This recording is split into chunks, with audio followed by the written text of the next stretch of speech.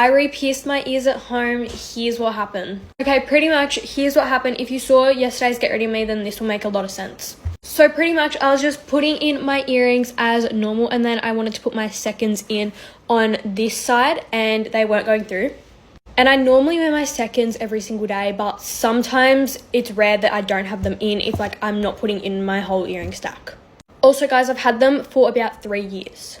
Anyways, so I was putting them in yesterday and they weren't going through, and I had noticed that it was a little bit hard to get them to go through the day before, but like it went through fine after like a minute. Honestly, more like a few seconds.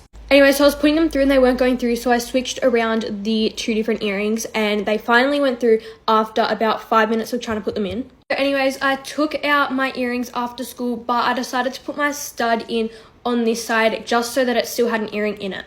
So anyways, the stud was not going through. So after a very long time of trying, I was able to stab it through my ear.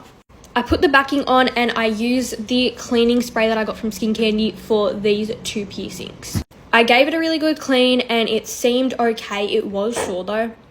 Anyways, it was sore all night. It's been sore all day. And I looked at it properly like an hour and a half ago in the mirror and I realized that it was covered in blood. And so I thought that I should put in the earrings that I had in my thirds that I had gotten them pierced with because it was a flat back. Anyway, so I take out that earring, I clean my ear, and I noticed that like my skin was kind of over the gem of the earring.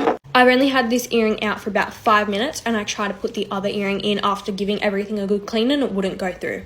I tried a few different earrings and it wasn't working. It is bleeding and it is all swollen and it is so sore right now. And so I'm currently getting ready to go to Skin Candy to get them to look at it. I didn't get it done at Skin Candy though. I got it done at a beautician, not with a needle. But this was also 3 years ago at my second lobes, and if I were to pierce anything else again, I'd use a needle as I did for my thirds, my conch and my flat. And anyone that is thinking about getting any more piercings, definitely get a needle.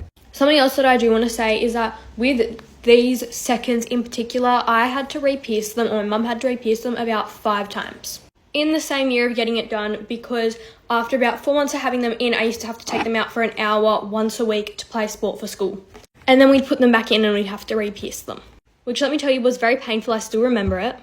And on top of that, right now I am feeling kind of sick. I do have a video in my drafts of me trying to put my earring back in. If you guys want to see that, then I will post it, but just let me know.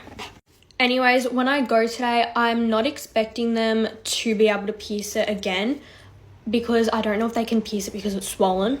As well as that, I don't want to spend $70 to get it pierced because that's all the money that I've saved up for a new piercing. And I made the very smart decision to not get any helix piercing or anything on this ear for at least 2 years because this ear always gets infected every piercing that I've had.